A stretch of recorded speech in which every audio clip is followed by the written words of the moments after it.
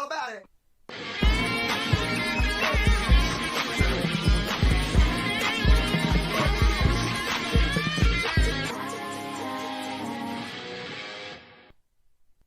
That was real good. That was money, first of all. Let's do another. What is up, everyone? I am Chris Knight, and you are watching The Real Review 3000 here with another Gospel According to Chris. It's been a minute. It's been a few weeks. We try our absolute best to get these every week, but like I said, there's been some stuff going on. Lots of work for me, my regular job, and yeah, I'm still working. I'm 10% of 100%. So my company basically furloughed 90% and left 10% of us. So there's like 7 people on any one shift where I work right now. And since I work for a casino, it's probably pretty quiet. So, wow. All right. But guys, that's kind of what's been going on, just so you know. And with that said, this Gospel According to Chris is about fan films and everything about them that we can possibly talk about in about an hour. And today's special guest, I got 2 of them actually, is PJ of Orville Nation and George Peter Gatsis. Is that how you say his last name? Yep, George Peter Gatsis. Gatsis. Okay. And you know, let's just get right into this. First off, before we do that, actually, let me say hi to Dandelion Fluff, LJ Ferguson, and It's a Trap Productions. Trap, how you doing? Basically, let's talk about this really quick. In the world today, in the current fandom of, let's say, Star Trek and Star Wars, those are 2 of the big ones right now, I could say, that fan films have actually kind of taken a hold of the fans more than the current product that is put out there.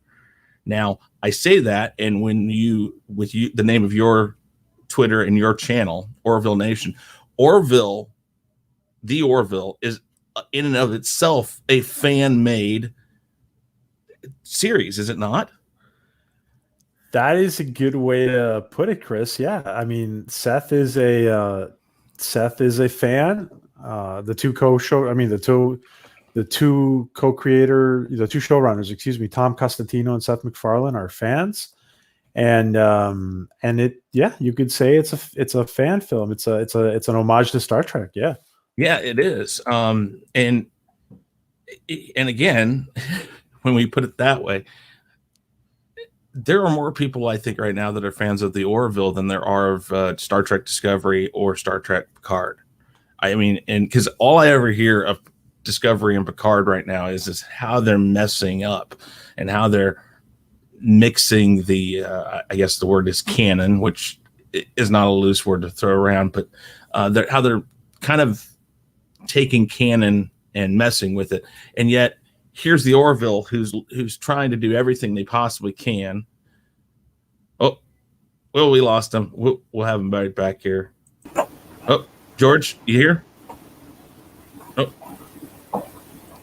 nope, George is not back yet. So, well, guys, while we're waiting for PJ to come back, let's do this. Hey, AVP, how you doing? Let's do this, guys. So down in the description is George's and PJ's links down in the description. Also down there, you will see a PayPal link for the Real Review 3000. I believe it's just underneath their. Actually, it's down below the mods and the supporters and contributors to this channel. But down there, you will see something that says donate through PayPal. Do us a favor. A lot of our videos are basically we do review videos and a lot of stuff that copyright content's in, and so they don't allow us to monetize it. So the only way we can kind of make money to help our whole cause here is to get donations, and PayPal is the quickest way to do it. And we greatly appreciate that. You can also do us a big favor and super chat. If you super chat, we'll make sure we get your comment read and take care of that. PJ, welcome back. Yeah, sorry, I don't know what happened. Oh, it happens. Okay, so let's do this real quick. I'm going to make sure, see if George is still here or not. Hey, George, you there? Nope, I think he's still talking. So, but I'm going to put him in the back room real quick, and we'll just do this. So what I was saying is the Orville a lot of people say it stays true to the concepts of Star Trek better than Star Trek does right now. And I would say so, yeah. Yeah, you would. And so let's talk about that a little bit. Let's just start with that. Sure. Are you a Trekkie? Are you Trekkie, Chris? I'm a Trekkie. I'm all into Star Trek, Star Wars, Lord of the Rings, somewhat, and then like stuff that's never been put onto film. I wish I would see, like Terry Brooks stuff. If you ever heard of him, there's a lot of stuff. But Star Trek, in fact, my freshman year in college, for my final in English class, I did a presentation and an oral reading of some Star Trek stuff, and also I wrote this essay, and that's what I presented, called "Everything I Learned in Life I Learned from Star Trek." I had a huge poster I brought in my books I had on it. I talked all sorts of Star Trek, and I got a good grade. I'm not sure. I think everybody else might have been like, "Oh God, no, not one of these people." But that's okay. I mean, that's one of the cool things, though, about being a Trekkie is there's plenty of Trekkies out there. There's plenty of people who love Star Wars. It doesn't matter what everybody else thinks. We're a big and giant fan base that we love it, and most of us get along. There's always the one or two that are like, "Oh, you're crazy for liking that," or whatever. But yeah. So let's talk about the Orville real quick. I know we're going to go into some other stuff, including projects you're working on. But let's talk the Orville first. Why do you think it stays true more to Star Trek themes than Star Trek can?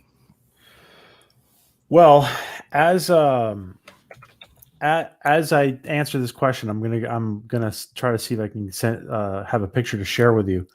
And it basically, you're like you said, Seth was a fan. Seth started making like fan films when I think he was a teenager, right? I think he was a teenager. I'm pretty sure. And so it's pretty obvious that he has a love for it. Now, in contrast to the fact that somebody like Alex Kurtzman, who's running Star Trek right now, he acknowledges that he was more of a Star Wars fan. I mean, yeah. So that there are some issues there to how well this person understands Star Trek. And I don't want to get into negative areas, but yeah. But I'm just highlighting Seth's love for Star Trek. Mm-hmm. Yeah. Now, that being said, it started as a parody of Trek. Yes. But it's evolving into something of its own. Really. Yes. And I think we talked a lot about that, like the stream I was just on with you. I think it was yesterday. We talked about, how a lot of people, their problem with it was really kind of a campy satire of Star Trek. And then as it went along, they realized that the viewers they had were really wanting something more like Star Trek and really wanted to see, I guess, more substance. So they started putting it in there. And so that's exactly what I've heard is that they really have gone in not a full 180. There's still, I guess, humor in it, but it's much more of a serious attempt to emulate Star Trek. Yeah, I think that the parody at the beginning, a lot of the parody has to do with that's really the only way they can tackle without getting into IP problems, like with CBS. Mm-hmm. But it looks like they found the right formula of comedy and drama, and they found their sweet spot, I think. And so yeah, it's definitely a fan film. I think in many ways they're doing it better than Trek has ever been done in some ways. Looking right here at one of George's renderings that he's been working on while we're talking about this. Wow. So we've got we've got that, and I mean, I think about what makes fans do this. So let's go back to what the early stuff he did. Let's talk about actually his whole works on Family Guy. So one of the first things, like you said, that he put into Family Guy was these references to Star Wars. And he was constantly doing that. I don't know if you've heard this story or not. Yep. They kept on putting these small little quick references into about Star Wars. And one day they're in the brainstorming session and they're coming up with some more. And Seth's sitting there going like, well, I'm afraid this is a bit too much. He says, one of these days, Lucasfilm's going to watch one of these all the way, one of our episodes all the way through, and they're going to come down on us really hard. And I don't know what we can do about that. And so somebody said, why don't you just call Lucasfilm up and see what they say? He calls Lucasfilm up, and the secretary, the phone and answer, whoever, literally says, hold on just a second, and patches him directly to George Lucas. George Lucas answers the phone. Seth's sitting there going like, oh, holy crap. Well, Mr. Lucas, I just wanted to call and let you know I'm a big fan of your stuff. I'm a big fan of Star Wars. And I hope you don't mind the stuff we're doing on Family Guy. I mean, we're just doing it out of love. And George basically said, I love everything you're doing. You can do whatever you want. And that is why we got the something dark side trilogy and Blue Harvest. I mean, I love the fact that the third one was called, Blue Harvest, which I believe was the fake name they gave the film while they were filming it, trying to keep people away from the filming, which it actually ultimately backfired on them because people figured it out pretty quick, I think, because it was a reference to something that George had done in the past or something. I can't remember. But so he had that history of really caring about what the other side thought. Now, go ahead. And it's Chris, if I can add one thing, there is a great interview that Seth actually goes to Lucasfilm and interviews George Lucas on YouTube. I've heard, I think you told me about that. I need to go watch that. It's very short, but it's nice. Tweet it to me. Direct message me on Twitter with that link if you could. Okay. So, Seth has this want for the people behind it to really like it. Now, Gene Roddenberry is no longer alive. I don't think his wife's alive anymore. I'm trying to remember what his son's name is, but his son has a YouTube channel out there that actually doesn't have a lot of followers. And a lot of people kind of, I think, come down on him because he's let CBS, I think, is who owns the property right now, right? Yeah, it's Rod Roddenberry. I'm not sure. He has a YouTube channel. It's called Roddenberry Entertainment. Mm-hmm. They have several podcasts. We've interviewed some of the people who work with them. I don't know what the deal is. I don't know exactly.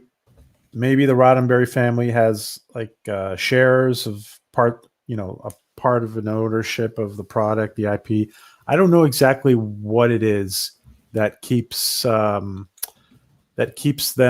linked to the current Star Trek projects.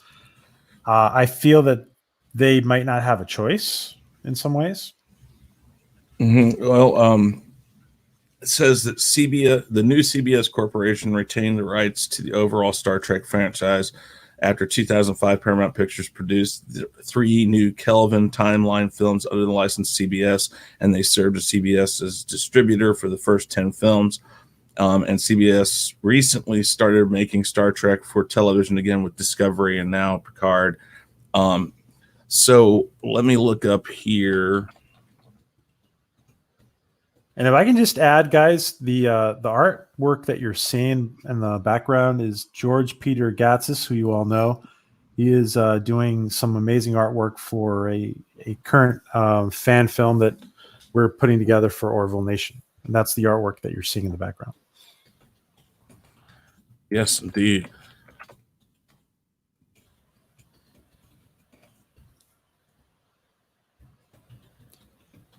I'm loving that helmet, George. Wow. That looks beautiful with the lighting around it and stuff, and the lights on top, and then the reflection on the top too. It's got a lot of detail to it, and there's a lot of muscle detail in the suit. I'm looking to see if I can find out. So now, Chris, I heard that you have you dabble in fan films or cameos or something like that, right? I like to do voiceover stuff, so anytime somebody allows me to do that, I mean, I can shoot stuff here at home. Yeah, no, I'm a big fan of fan films. I saw one a while back, Star Wars one, which was, and I'm bad with names without having it right in front of me, but the blind character with the staff in Rogue One, there's this one fan film out there actually where his teacher, who was a Jedi, I believe, is killed by, I want to say maybe Darth Maul, but I can't remember. I'm probably wrong saying that. Maybe it was, I'd have to go back and find it, but it just came out a while back. But I really like the way that they do them. And now I'm working with a guy who runs Vader Reviews, and he's working on a fan film called Fallen Jedi. So I've done some voice work for him on that as a stormtrooper. Oh, wow.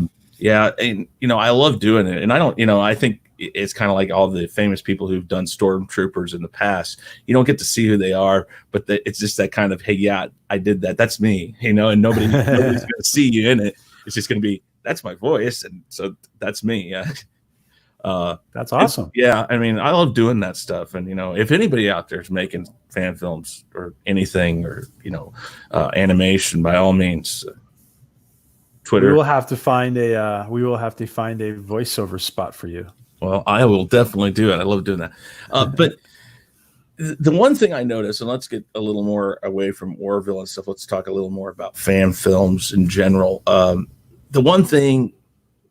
Okay, so we got all these people who are so in love with the property that they feel like we don't like it. And I'm going to say this again, a lot of Star Trek and a lot of Star Wars fans don't like the property the way it currently sits.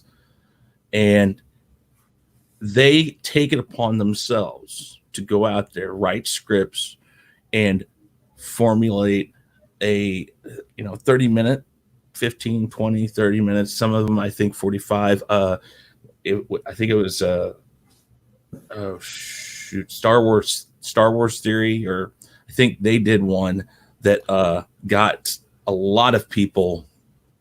That was amazing. Yeah, it was. It got a lot of people. PJ, I'm going to share your screen real quick.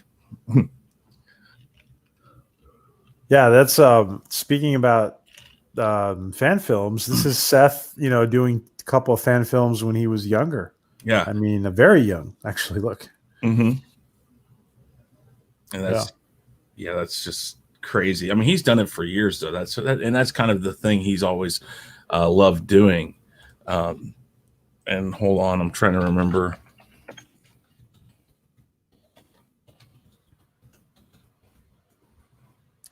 Yeah, he's there's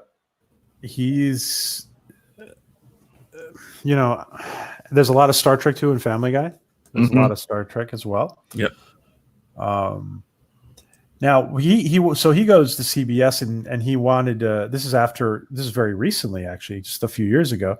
He went to CBS he wanted to be the showrunner for Star Trek, and they said no to him. Yeah. So he goes and creates the Orville from scratch, basically.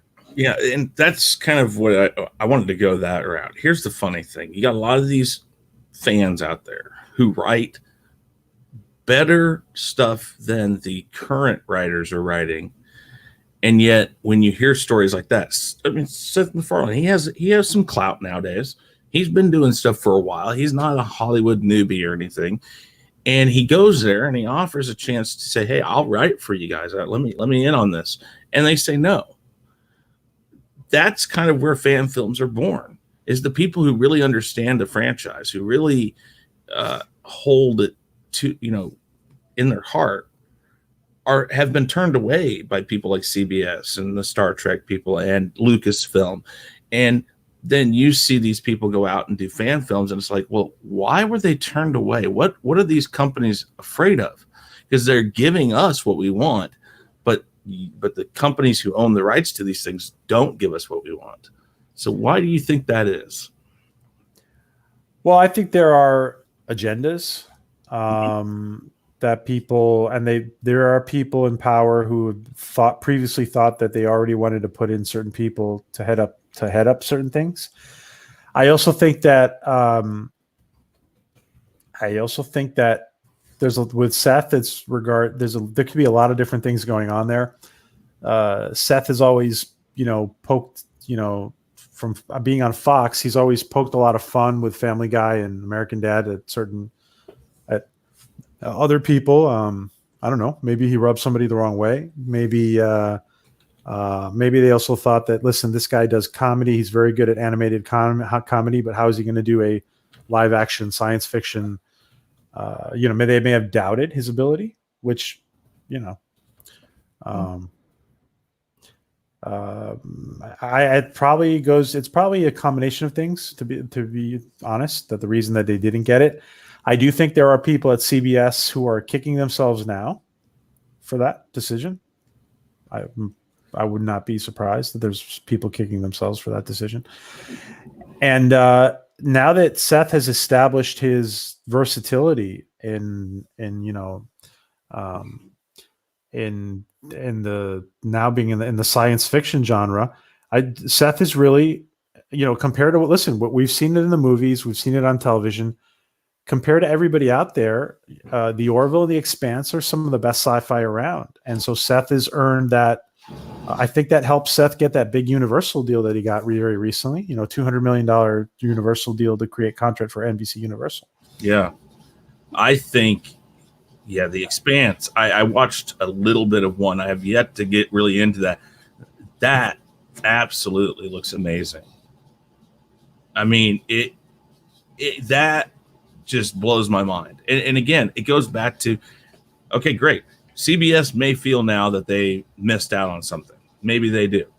But why aren't they actually listening to the fans? I mean, that's the biggest problem right now in the mainstream Star Trek and Star Wars universe. All these fans, not everybody, of course. Let's be certain that there are people who like the current format that both Star Trek and Star Wars are doing, but there is such a huge group of people out there who are talking about this, saying, why are we not being listened to? And that's what creates these movements like, the Orville and what Seth MacFarlane's doing, the Fandom Menace, the Fandom Collective. There's tons of people out there, and you can call them whatever you want. But why is it that you think they won't listen to us? Well, like, for example, somebody like Kurtzman has a contract, and then it all becomes about people. Somebody like Kathleen Kennedy has a contract, so now it all becomes about what are the consequences of firing these people. And I would say this, though, that whatever it would cost to fire these people, they're really losing more money by keeping them on. So, but that's the big fear. Nobody wants to be, and in the case of Kathleen Kennedy, nobody wants to fire the first CEO of the first big female CEO in entertainment. Well, look at that, George. Wow. Yeah, that's beautiful stuff, and I love how he's layering it, and as it goes along, that's beautiful. And speaking of that, okay, first female CEO of a major company, great, but let's be honest. Do you want to keep a job just because you're the first female? Or do you want to be held to a standard that says you are just as accountable for what you're doing as any other person who would be at the head of the company? Just to keep a person on because of their gender is a horrible thing to do. I mean, and I'm not saying that, I always think of this, with affirmative action and stuff like that. I always look at it and says, do people like to be told, well, you're here because I have to fill a quota, or you're here because of, your race or your gender. You're just here because of that, and I'm not going to fire you because you meet a quota for me. And I'm like, do you want to be held to the standard that everybody else is, or do you want to be held to a quota or an image? You are the first female, so we're keeping you here just because of that. I mean, I would, as personally, if I were a female, I would want to say, I've kept my job because I do the best work that anybody they have available. I do better work than that next person. Well, I bet in her mind she thinks she's done a good job. Yeah, which is another problem. Yeah, and that's the thing. Never think you're better than what you could be. I think the best example of that is the turmoil that's going on right now with The Mandalorian.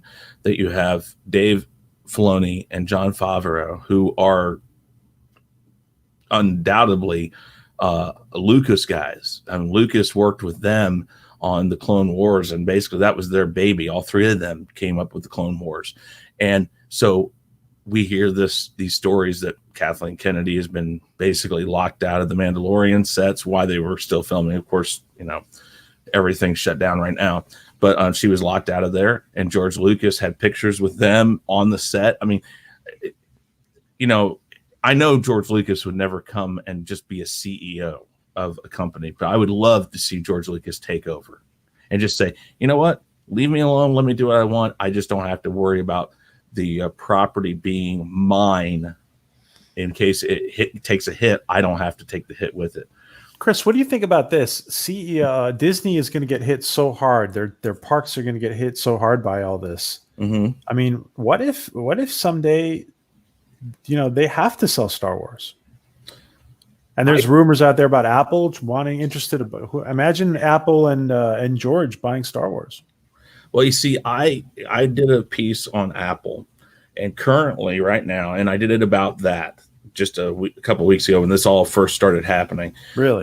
Yeah, I basically said that the guy who came up with it is trying to think of the right word, is a market strategist, is a good way of putting it. So he looks at the market and he says, oh, look, this is Disney's falling. Disney's taking a hit. Apple is taking a hit too, just not as much. But he estimated that Apple would have to buy Disney for $400 billion. I mean, whoop, sorry, I hit the wrong one because I was going to bring this back up. But okay, let me bring him back up there. Okay, but let's do our best, Dr. Evil. $400 billion. No, I mean, nobody in this economy right now is going to shell out $400 billion for a company that they themselves are losing money. So that's like saying Apple would go buy them. Let's say Apple has that $400 billion. Well, I was thinking they could buy parts of it, like just buy Star Wars or something. Well, that's fine, but I don't think Disney's going to do that. I don't think they're going to sell off anything right now because they know everybody else is in trouble in some way or another. And I kind of have a feeling Disney's always played we're going to sit this one until it comes back, because I'll give you a couple real good reasons why I see that. Euro Disney is the first one. It's called Euro Disney now, but it was originally known as Disneyland Paris or Paris Disneyland. Yeah. And for the first, if I remember right, like 10 years, it almost made Disney go bankrupt. And you know why, right? Well, nobody wanted to go to it. It's too far north and it's cold. Yeah. But the thing is Disney sat on it. Disney sat on it. Disney sat on it. And then one day things turned around, and now it sees just as many people as some of the other parks that they own. And it's popular now. And that's what Disney does. They know that while it kills them monetarily now, that over time they'll win. They'll get that money back. And I think Star Wars may very well be the first time that they might have to admit we're not going to win this one, because truthfully, they've made their money back. There's no way they haven't made their money back. $4 billion. They've done 4 movies. They've released The Mandalorian now. They've got a new Clone Wars season. They've made their money, but it really hasn't made them money. They've made that money back. And I would like to think that they would at least, the first step of fixing a problem like that is bring the original creator back and say, hey, what can we do? But they're too proud to do that. But it's not only that. It's like for some reason they got it stuck in their heads, because you had some fans. There was always some fans complaining about the prequels. Mm-hmm. And so they said, oh, George is not in touch with the fans anymore. He's but that's not, it's and so they disregard George in many ways until now. Maybe now they're listening more. Yeah, it's that devil which is better, the devil you know or the devil you don't know. And a lot of, Disney became the devil that we didn't know. And of course, I like a lot of people, when I heard Disney was buying it, I was like, oh, wow. I mean, my word, what can they not do? I mean, they have all this material to work with. They have all this experience with CG and CGI and all this. We all thought that, Chris. We all thought, what an amazing opportunity to make wow, we can get so much Star Wars now. And then the first thing they did was they cut out the EU. You cut out all your source material. What in the world are you thinking? And I was still on board, like, okay, well, I mean, I guess they can follow. And then we heard the new trilogy. Well, if you dive deep into the new trilogy, you find out a lot about George Lucas's treatments for this. So there's a lot of stuff out there about George Lucas. And basically what I tell people is that the Rise of Skywalker is basically his trilogy shoved into a movie with a lot of plot holes, minus the Emperor, because I don't think he had the Emperor in it at all.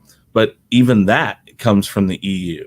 I mean, the EU had Emperor Palpatine being a clone and coming back. I mean, so it's like they say, no, the EU doesn't exist, but then they take people from it, or they take parts from the EU and either rename the guy or retreat the person. It's amazing though.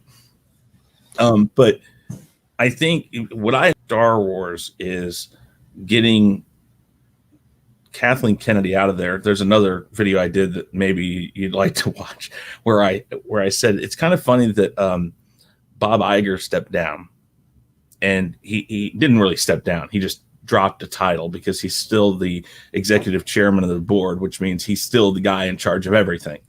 He just hired a new CEO of Disney, and that guy is he was the parks CEO. So I don't really know what exactly he was put there for, because I don't think he has the idea, the media entertainment side of it. He just has the theme park experience. So what I brought up was could this just be some backhanded deal that Iger and Kennedy have made, to where they might, since they both end their contracts next year on December 31st, what if Iger stepped down so they can let all this heat from Disney die out and become I'm trying to remember what Bob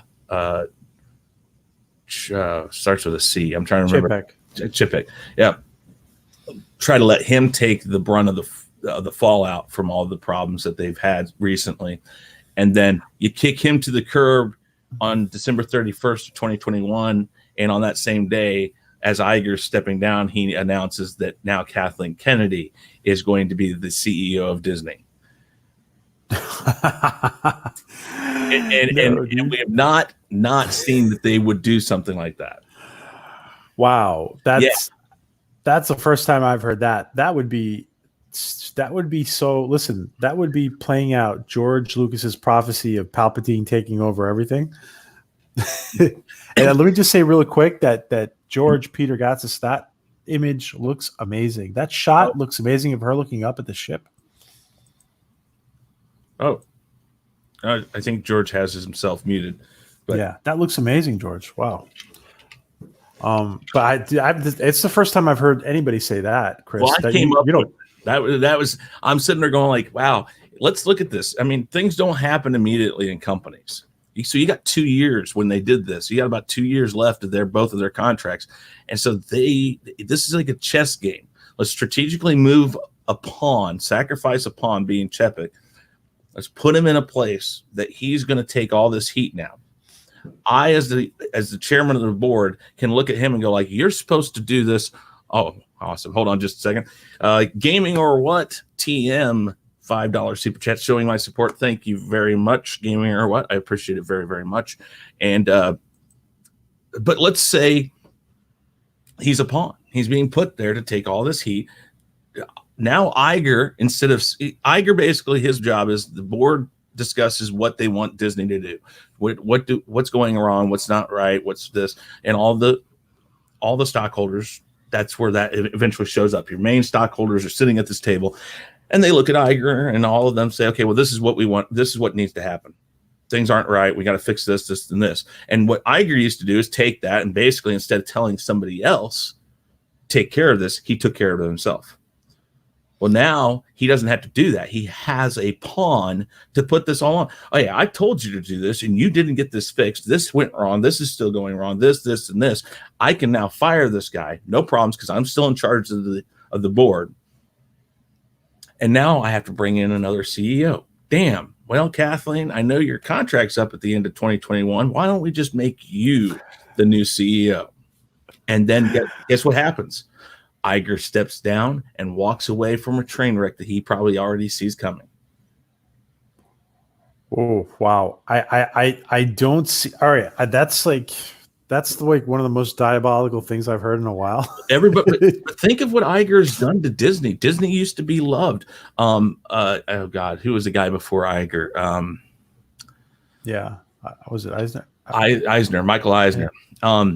And he was a shrewd businessman himself, but he still employed a lot of Walt Disney and his brother. Disney's brother. What? Oh gosh.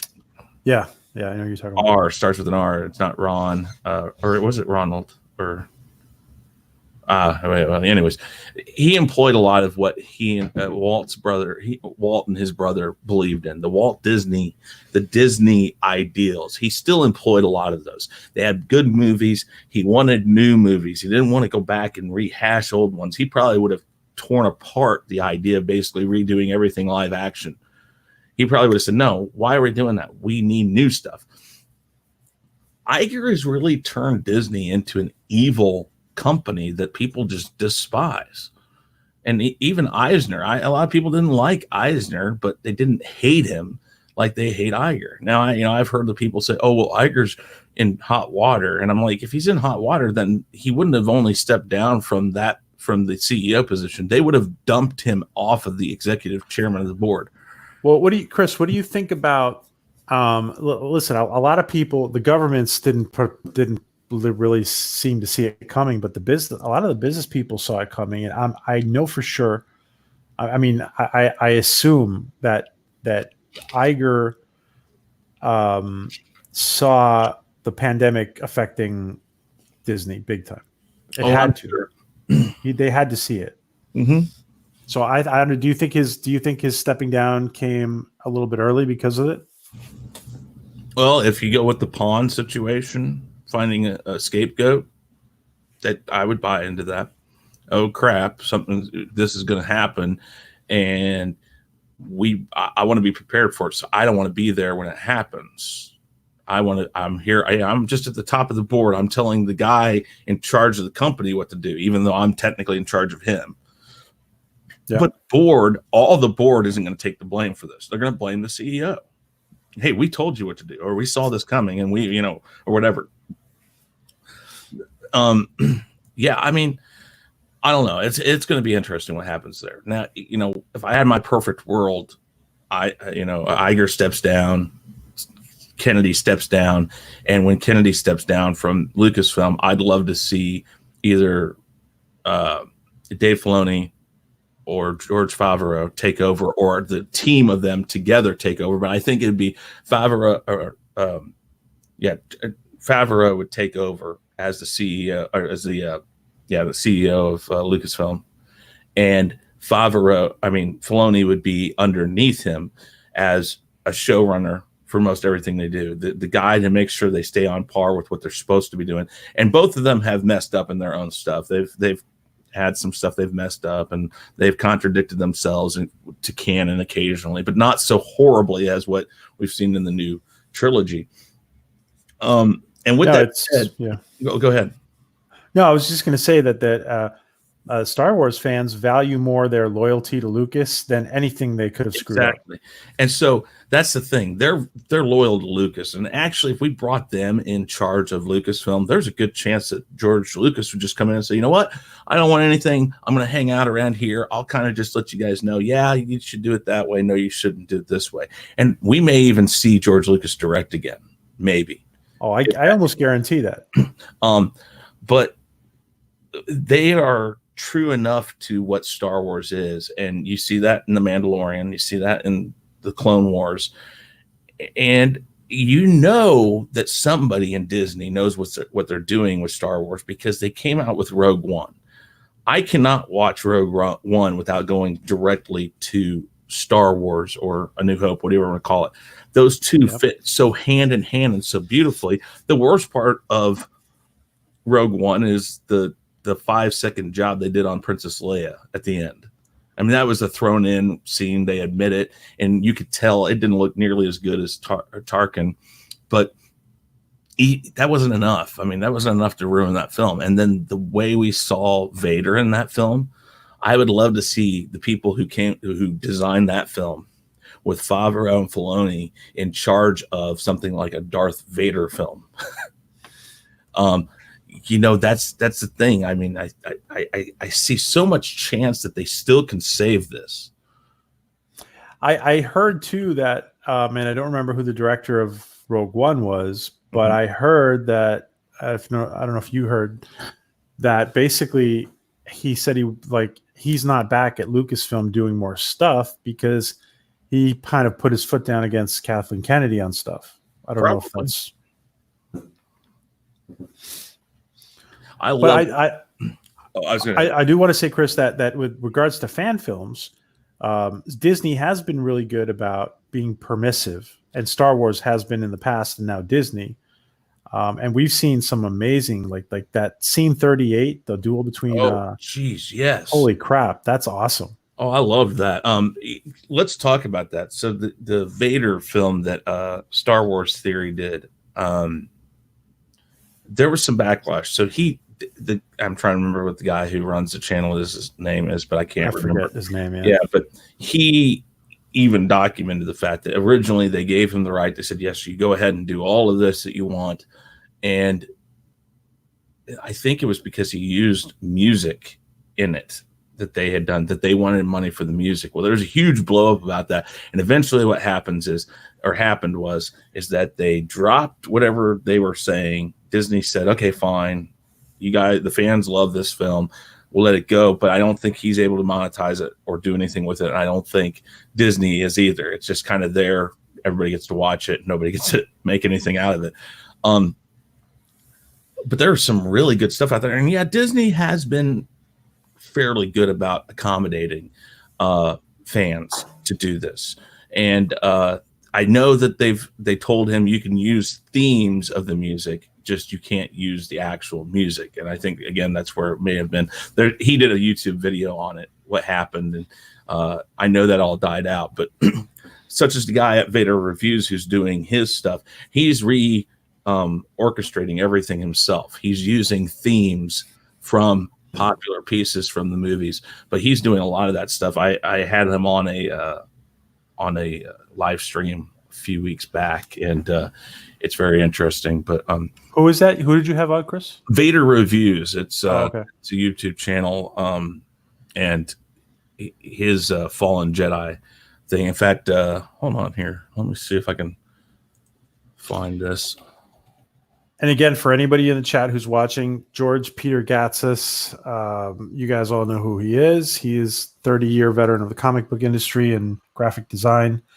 The 3D animation. He is working on part of a fan. He's working on a few scenes from a fan film for Orville Nation. And of course, we talk about Disney being permissive, and of course the major person we're comparing them to, or the major entity we're comparing them to, is really CBS Viacom, and how they've really come down hard. Yeah. On the 50th anniversary of Star Trek, they go ahead and sue Axanar. I mean, yeah. And see, that's the thing. It makes no sense. Why would you do that when you got to think these people they're just, they're just showing you that they like what the property is. And if you take the whole idea and you're like, okay, well, we're not going to let you monetize it. Much like, when I do a review of a band and they're like, the band's going to take their money. They're going to say, well, this is our copyright, but we're not going to block the video. They're literally saying, no, you can't monetize it. No, you can't show it. This isn't your property, blah, blah, blah, blah. And that's a horrible thing to do because it's like a child who draws a picture of their mom or their dad, and then they bring it to their mom and dad. What does a mom and dad do? Do they rip it up and say, don't ever draw a picture of me again, and throw it away? Or do they put it up on the refrigerator? You put it up on the refrigerator. Nobody in that house except for you and the child are ever going to see it. Nobody's ever really going to. It's a term of endearment. And for CBS to come and crash down on so many people about Star Trek is a horrible thing. I mean, yeah, here, I was going to show this real quick to you. Please. Let's just blow this up right here. And let's do Hello, this. Alysia. Hello, our LJ. Hello, Louise Sparrow. Hello, everybody. Hello, Yes. Dandelion. Let's see here. Let me get this and let me know if you can hear this. This is the trailer to Fallen Jedi, or The Fallen You Jedi. have done well, my young apprentice. Can you hear that? Yeah. But I have no doubt other Jedi survived Order 66. Hunt them down. Release your anger upon them. Just so you know, all the music you hear, this guy has done. This is his music, but you can hear the theme. Find your solace in revenge.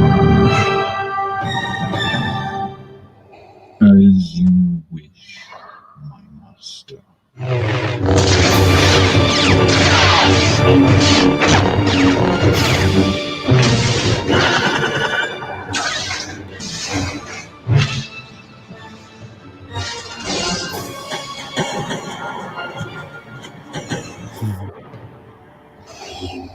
Now I will finish what I began with your eyes.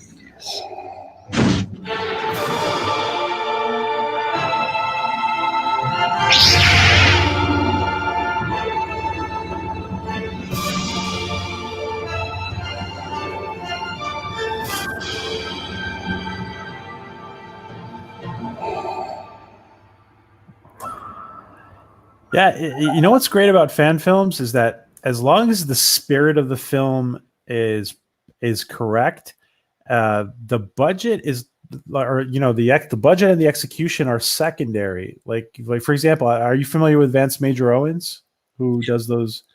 Yeah, or maybe you've had him on here before. I don't know. No, not yet.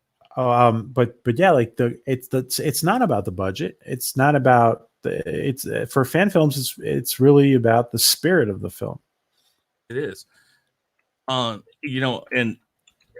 that's the key of all this, is that you see so many of these fan films, especially Star Wars. I mean, Star Trek has a lot of them too, a lot of good ones, that these people just love what the spirit is of that property. And like you said, it shows a love for it. And for anybody I understand if companies like Lucasfilm doesn't want them to have money coming back to them. I would still say, you know what? We'll split it 75-25. You put the time, you put the effort, you spent your money to make the costumes, to buy the costumes, to do the graphics, to do the effects. Of course, we want you to make your money back, but we have to make some money too, because it is our property. That would make sense, would it not? Yeah, it would, but then none of the big companies want to do that. And by the way, LJ Ferguson says, hello, LJ. He says, great metaphor, Chris, about the drawing of the mom and the dad. Right. It's exactly what it is. And the parents, of course, don't throw that away. In fact, 90% of us keep a box full of old papers that our children have, that scribbled on, let alone a picture of you or something that they did. We keep that stuff. And of course, every time you go to clean up the room that all that stuff's in, you go through that stuff and you're like, I can't throw all of it away. I got to keep some of it, but that's what CBS, especially CBS, is doing. They're like, oh no, no, you can't do that. So get rid of that. You can't do that. So much so as, I mean, like we said, with going back to the Orville, look behind you. Most people would see that and think it's from a Star Trek scene, but it's not. It's from the Orville. You know, and that's what, you know, but it's so reminiscent of Star Trek. You can tell that that's what they were going for, you know? Yeah. And I do want to say that when we, you know, we reached out to last year to Tom Costantino, the showrunner, the co-showrunner for the Orville. And they, you know, they told us basically that as long as you weren't making money, that they did not want to put limitations on fan films. You know, at least for now, they didn't want to. And that, I think that's you know, that's a big plus for this fandom. Mm-hmm. No, and like I said, I mean, I guess as a property owner, Lucasfilm, CBS, whoever, if somebody wanted to make a fan film, I would basically say, you know what, you give me your invoices and show me how much you spent, and what we're going to do is we're going to say you can have this out there and make money off of it until you get back to zero. If nothing else, is that not fair? It says we Absolutely cost you money, so we will be. I mean, go one step further. It'd be nice if the companies would say, you know what, here's your money back. No, you can't make any money off of it, but this is our blessing to you. Thank you for doing it. Yeah, you should be able to cover the cost of the film, if nothing else, because it's money out of your pocket. That's why, and I was going to mention that, that's why a lot of fan films take years, because we've got 9-to-5 jobs. We work 40 hours a week. A lot of us do. Even if you're, let's say you're a bigger channel and you do, you know, like Star Wars Theory. Well, when you do it, you're still taking money from your job, which is YouTube, and you're relying on people to crowdsource a lot of this. This is coming from people who love this film. Should they not be back to zero? Should they not be rewarded? I mean, it's not like a movie company shoots a movie, puts it out there, and then doesn't expect that money to come back. What happens to a movie that doesn't make their money back? It goes into the doldrums. You never see a sequel from it. No. Movie companies will do it for themselves, but they won't do it for the people who shoot these films. So, you know.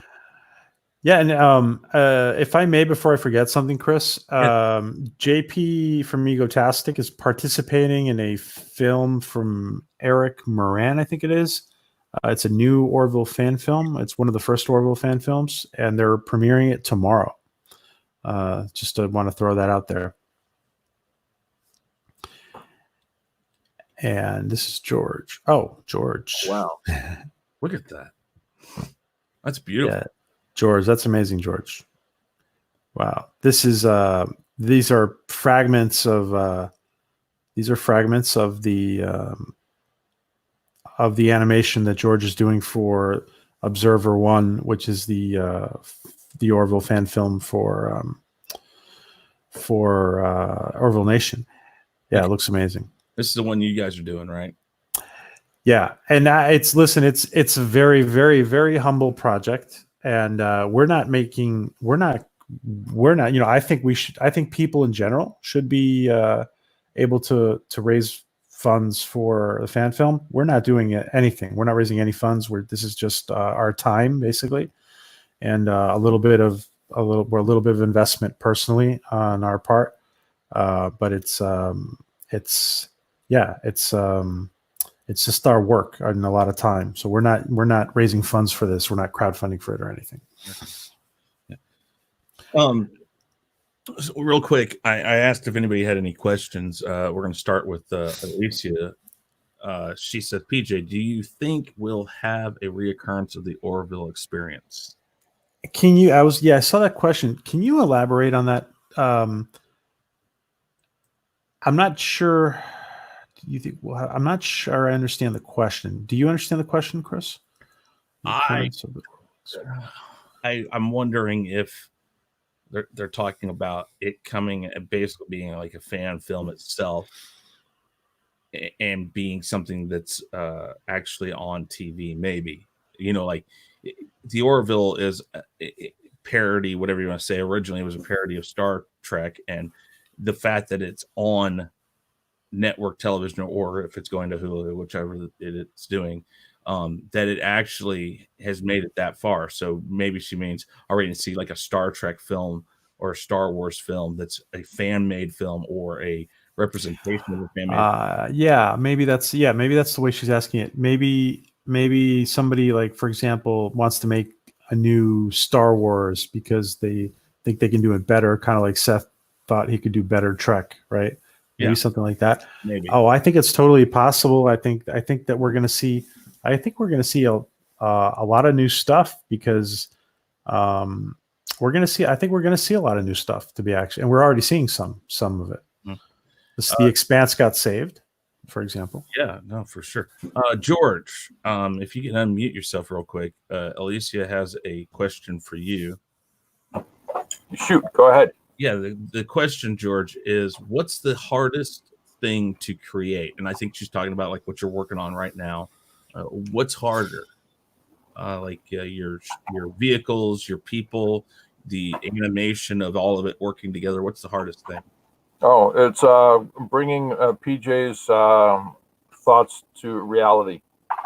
So yeah. PJ's. You see the shot here of the planet. PJ gave me the shot of the planet, and I polished it up. He gave me the shot of the desert, and I polished it up. Did you? So for whatever PJ thinks in terms of story, I polish it up visually. Oh wow! George is very good at, and you see this when he's doing comics for like Denali or for anybody else. He's very good at interpreting the author's needs and giving his artistic support. So, PJ, when it says you gave him this, did you just kind of describe it to him, or did you draw it? What'd you do? No, I gave George film. Okay. I gave Jordan film. Now, obviously, I didn't get in the spaceship and film Mars, well, from orbit or on the surface. But we have footage that George has Marsified, if you will. He's made Martian. Cool. That's awesome. You see, that's probably always the thing. I have tons of ideas in my head for things like movies and stuff, and I'm always like, I don't know if I could ever find anybody that can bring it to life. In fact, I actually had started on a Star Trek one with somebody years ago. We were talking about either making a something like a role-playing game, a video game with but then as I thought about it, as time went on, I was like, I'd love to do this in a movie. And it's one thing leads to another. It's just I'm a very taxing person whenever it comes to my ideas. I'm always like, well, what if we tried this? What if we tried that? Let's try that. And sometimes you get a hold of people who are like, oh my God, just make up your mind. There are people like George who are very good and very patient of working with you. And I just figured out Alicia's question, Chris. The Orville fan experience was they had at San Diego Comic-Con, they had an external exhibit outside of Comic-Con, and that was amazing. I actually think they probably will do stuff like that again, Alysia. Yeah, I think they probably will set up something outside of the con. That'd be awesome. I know the Blade Runner 2049, when it came out, they put a whole experience out front of it that literally they transformed a whole city block or something of it, with the original noodle bar out there and all sorts of stuff. And I see another thing I'm a big fan of is Blade Runner. I love that dystopian future, but with a little bit of future.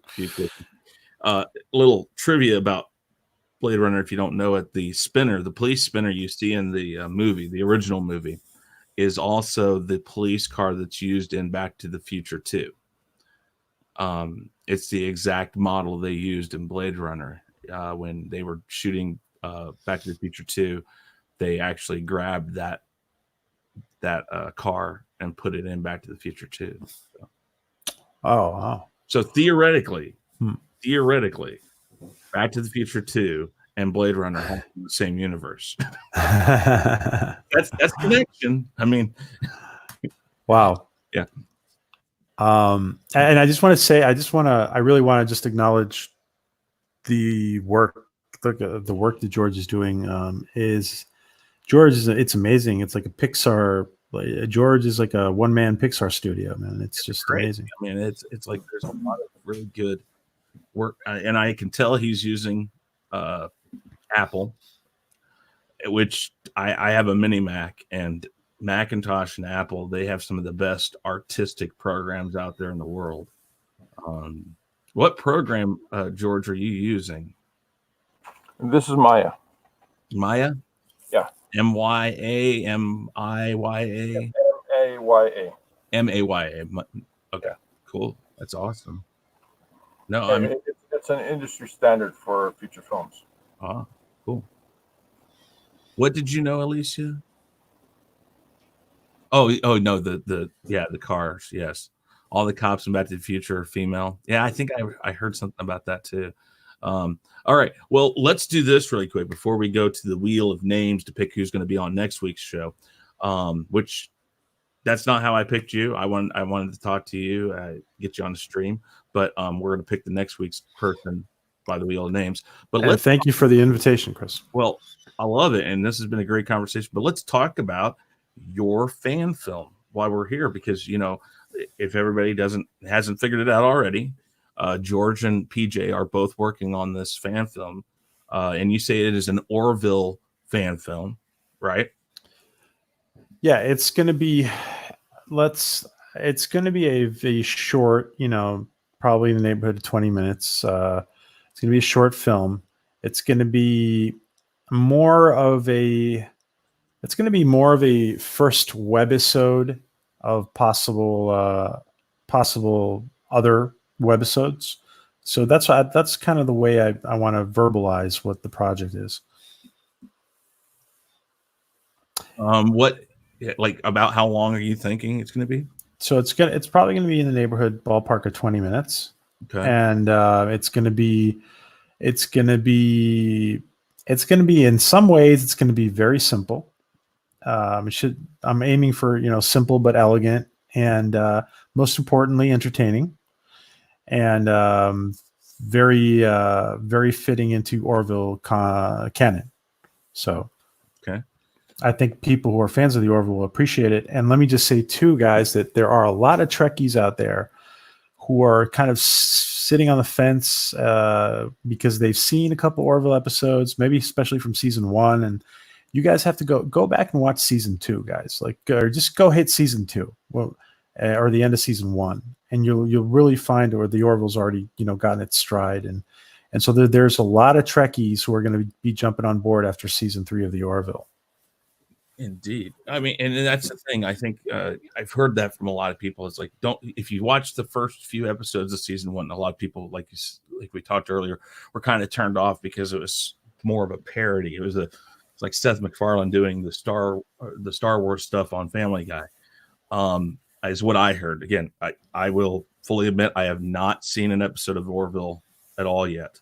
Okay. My job, I have so much I do. It's just, you're gonna enjoy it, Chris. You enjoy it. And really, I like waiting until there's several seasons out. That way, I can just run through them.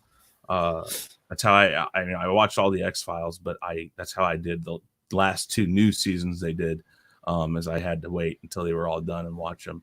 But I've heard that it was much more parody in the beginning of season 1, and as they realized what they were doing and what they had a chance to do, and actually take it more serious, I guess is the way I would put it.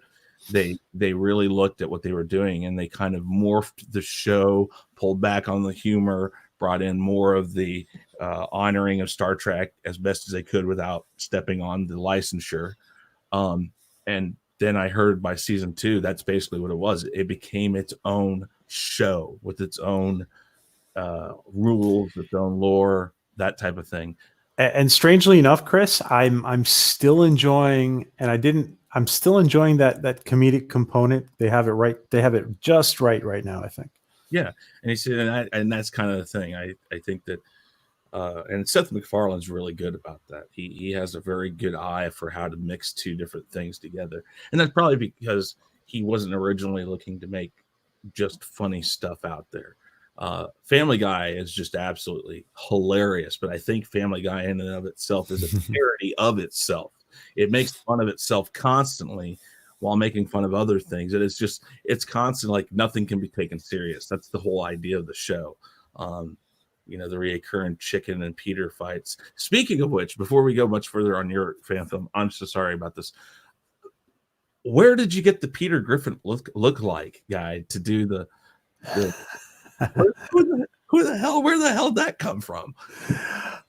So a lot of people already know this, that I used something called cameo.com, and I've heard of the real life Peter Griffin. Mm-hmm. He's from New York, and isn't he great? He's awesome, Chris. He is. Isn't he amazing? And I just thought people would enjoy it. I know we were doing shout outs while we were building Orville Nation. We were doing shout outs from celebrities. And one of our favorite shout outs we had was really, we've heard a lot of people just loving this, what's his name again?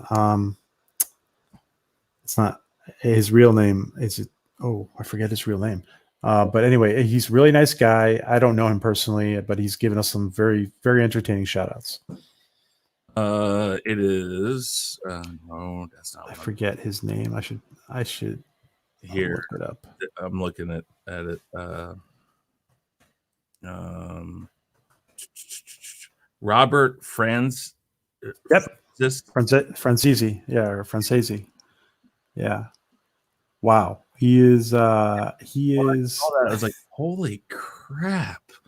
It's scary because he looks just like him, and he sounds just like him, and the mannerisms. Yeah. It's just like, wow. And he goes to Comic Cons.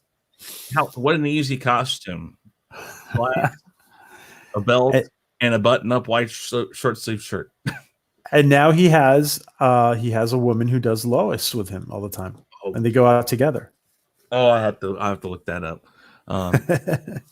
But okay, so what's your concept? What was your idea for your family? You said it's a web series, basically. You're going to have short episodes. Yeah. So the first episode is going to be 20 minutes. Okay. And we will see if it's something that we continue or we don't continue. Mm-hmm. Okay. What's the plot? The basic, without giving anything away. What's your plot? Yeah. And I can't. Unfortunately, I can't say anything about it. Okay. But what I will say is that the protagonist is. What I can say is the protagonist is tied. The protagonist has a relation to one of the characters on the Orville. Okay. So are you using, and again, I don't know, I assume since you said the Orville has basically said, the people behind the Orville have basically said, we'll give blessings to fan films. So your Orville crew, are they the ones that are in the show? Is it everybody the same? The Orville, you mean the cast of the characters? Yes. No, we're not. We don't use any of the characters. We don't use any of the characters that are. Let's just say that the protagonist of the film has a tie to one of the real characters of the Orville. Okay, so yeah. Does this happen on the Orville? No, it does not happen on the Orville. It's not something else. Okay, and so it takes place in the same universe, same time frame as the Orville. It takes place in the same universe. Yeah. Okay. Yeah. And now, is it the same time, like, or is I can't talk about that. Okay, fair enough. No, you're perfectly fine. I'm not going to push. I ask questions, and you. That's a good question, though. And if we can talk about it again at a later time, or I'll tell you what, I told Vader Reviews the same thing. I'll tell you, when you're ready to launch this, once you've launched it, if you want to come on here and we can watch it and do a live stream here, I'd love to have you guys for that. I would love to. Okay. And if I might suggest to you guys, the Orville fan film that is coming out, premiering tomorrow, they might be a good interview for you. So we'll get to see that fan film tomorrow that JP Gotastic is involved with. Oh, cool. It definitely let me know who I need to talk to for that. Cause yeah, I love doing interviews with people. That's kind of the, I've been doing a lot of music reviews lately, but I like doing my opinion pieces. I like doing, I saw the music reviews. They're pretty good. I do a lot of that, but I don't like defining my channel as one thing. As you saw from the intro, it's, reviews, opinion pieces, interviews.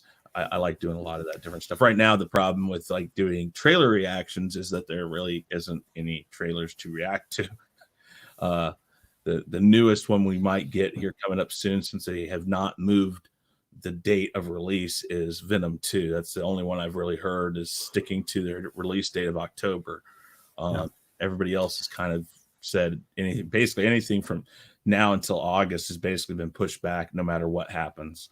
That's an interesting point, Chris. I want to one of the things that we talk about in our streams a lot is whether if the Orville date, it looks like the Orville date is getting pushed back. Mm-hmm. And one of the questions we're asking people is, would you prefer that they maintain the September-October date and they split the season, or would you want them just to put it all together and hold it back till whenever it is? So that's one question we're talking about a lot in our chats. Yeah. Obviously, it's not up to us, but just kind of, we talk a lot about hypotheticals. You might have met. So Dandelion Fluff has a really good question. Where are these films to be found for viewing? I missed that part. A lot of this is you just have to find them online. Like PJ here is a good place to go to if you find him on Twitter, which is Twitter information is down below. Go follow him on Twitter, and I'm sure PJ is willing to help you guys find this stuff for Orville. A lot of the Star Wars stuff you can just type in Star Wars fan fiction and find a lot of it. I will do this though. If you want, I'll put it in the private chat. I'll put because there's the Orville fan film that's coming out tomorrow. Yeah. I would suggest you guys follow the producer of the film. His name is, and I'll just give you. You want to share the Twitter maybe? Yeah, because that's premiering tomorrow. Yeah, put all that in the private chat. His Twitter, put that in there. If there's a YouTube channel he's going to show it on, you can give me that, and I'll put it in the I'll put it in the regular. Or here it is. Okay. 14 Barber says, when I was in school, I remember a couple of mates of mine were working on a Star Trek fan film. I helped out making stuff, but it never got off the ground. Seeing everyone doing them now, they're amazing. And I think the fact behind that is okay.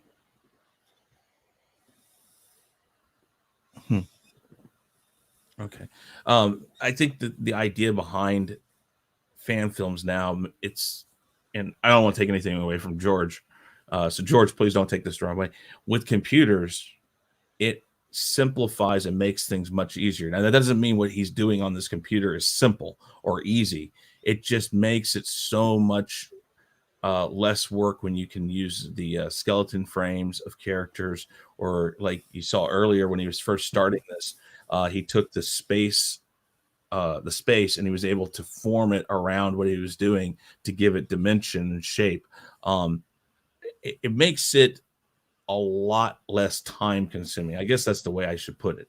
That what used to take people either shooting on a studio months to make, or things like let's go back as far as Star Wars, when they were riding in the back of trucks and dropping small incendiary rounds on these huge model areas that they had made from thousands of battleship and plane models. I mean, everything you see in the original Star Wars is basically a model they bought at a model shop. and they tore it apart and they repurposed all the pieces into something that you would have never known. That was battleship, that was, aircraft carrier parts, and just they threw it all on there. And the time that it would take to do that, and also not just the time, but the vision.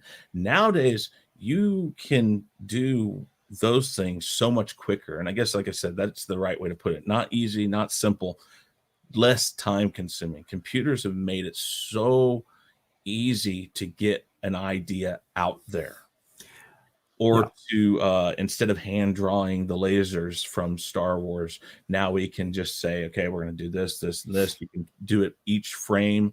It's really quick to put it in there. And I think that's the big thing now, that a lot of people want to do fan films.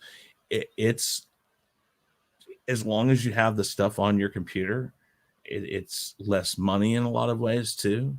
And as long as you have a good team of people who want to help you with voices or the acting work, like on the one we were talking about earlier, Fallen Jedi, a lot of his friends and stuff, they're making their own costumes. They're going out there. He plays Darth Vader. I've watched he has a thing of how they're making it, and he'll show you that he's using Audacity, which is a free music program.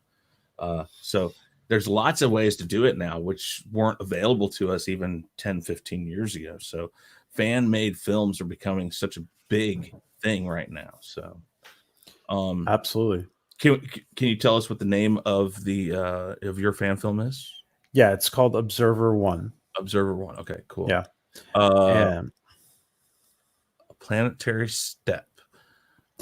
Yeah, A Planetary Step is the movie that's premiering, the fan film that's premiering tomorrow, and I think it belongs to Eric Moran, if I'm not mistaken, and that's the link in case anybody wants to. That's Eric's Twitter link, and from there you can follow, because they're premiering it tomorrow, guys. Awesome. I'm going to go do that right now, because I may not get to see it tomorrow, but I will definitely want to watch that. And let me just say, okay, yeah. And about how far along do you think you guys are on your project?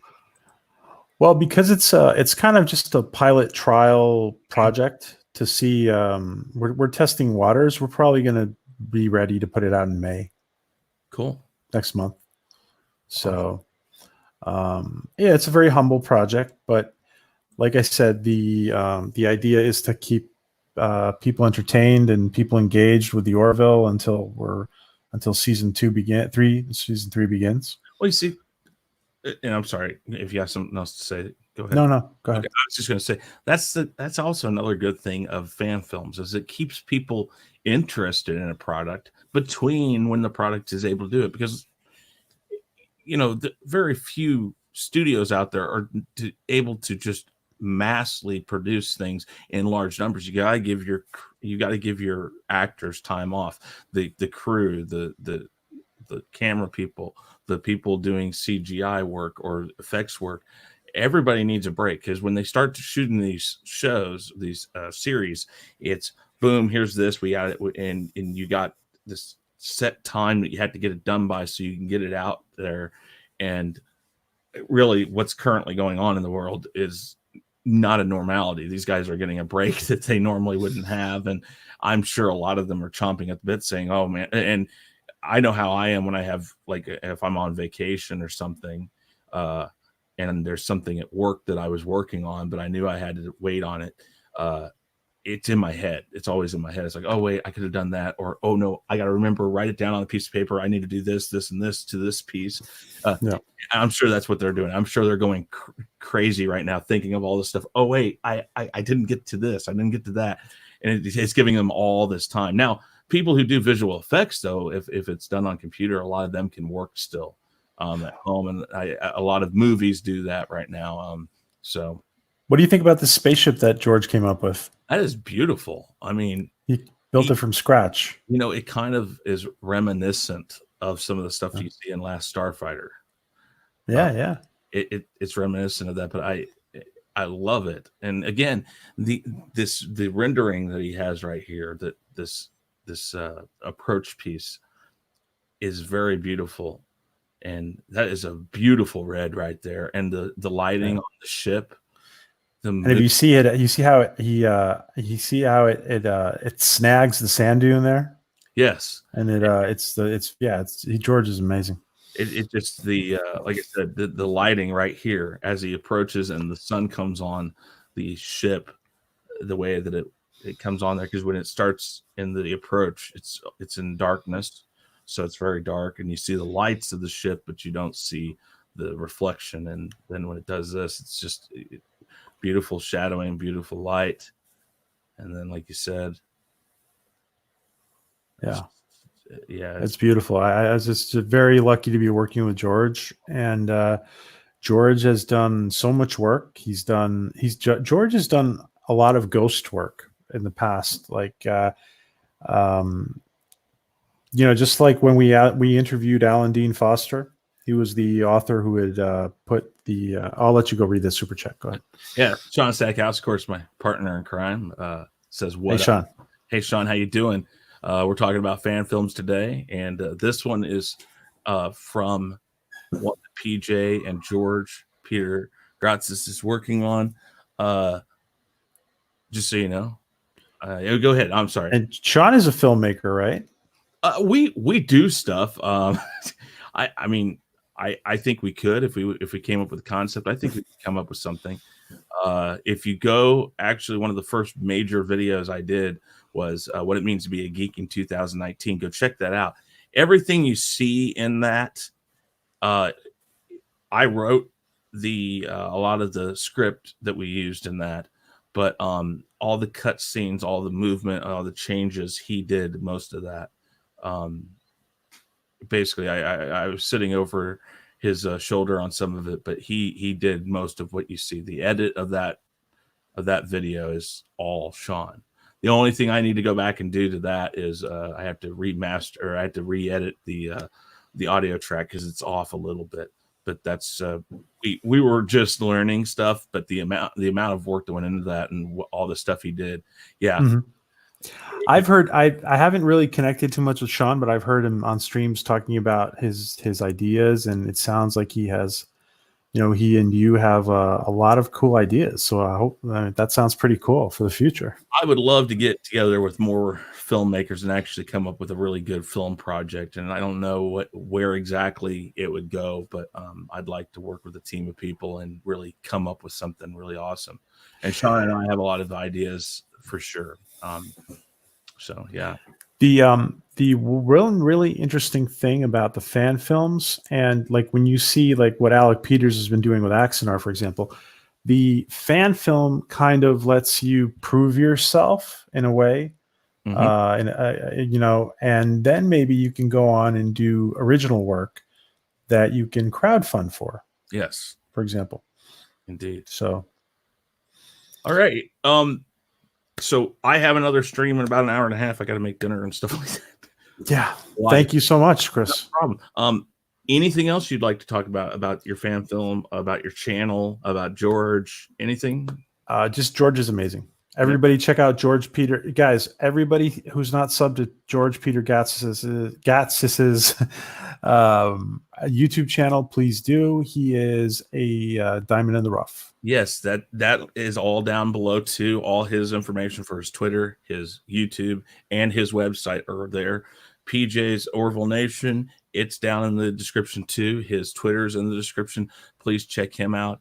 And Dandelion Fluff, LJ, 14 Barber, Alysia, Sean, Nindroid, all you guys who are watching today, I appreciate it very much. You guys make this channel what it is, and without you guys, it would be nothing. So we are trying to get to 1,500 subscribers, just so you know.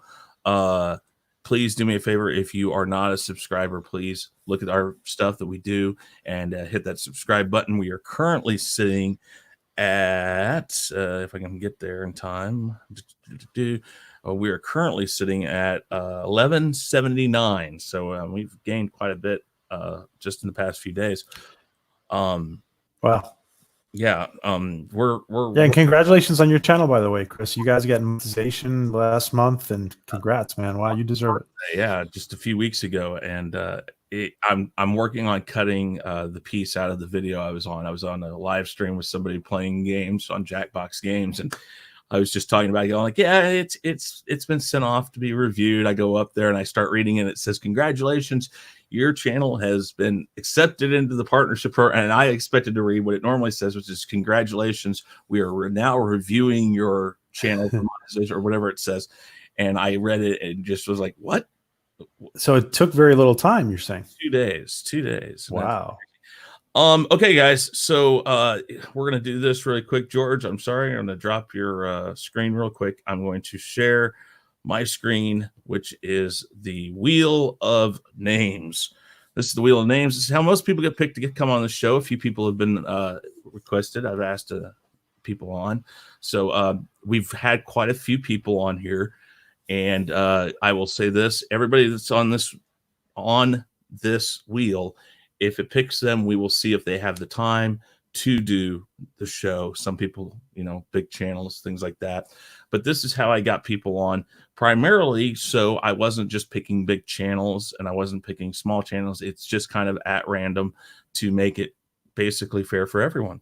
So we will spin the Wheel of Names. We will see who it picks, and this will be the possibility guest of next week. If not, we'll figure it out. And it looks like it's going to be Open-Minded Movie Man. So we'll get in touch with them, see if they're able to come on this stream next week. And with that said, guys, thank you very much, PJ. Thank you very much, George. You guys are excellent. I really appreciate everything you guys have been doing. I love watching your stuff. I love being on streams with you guys. So with that said, everybody say goodbye. Say good night. Thank you, Chris. All right. Thanks, George. Bye, guys. Hey, guys. Thanks for checking us out. Be sure to subscribe to both channels and make sure to check out our friends in the Fandom Minutes. You can find us on YouTube, Twitter, Facebook, Instagram, and BitChute. And you can also send us an email at sean@seanstackhousereacts.com and chrisknight@therealreview3000.com. And be sure to swing by our Teespring store to pick up some awesome merchandise.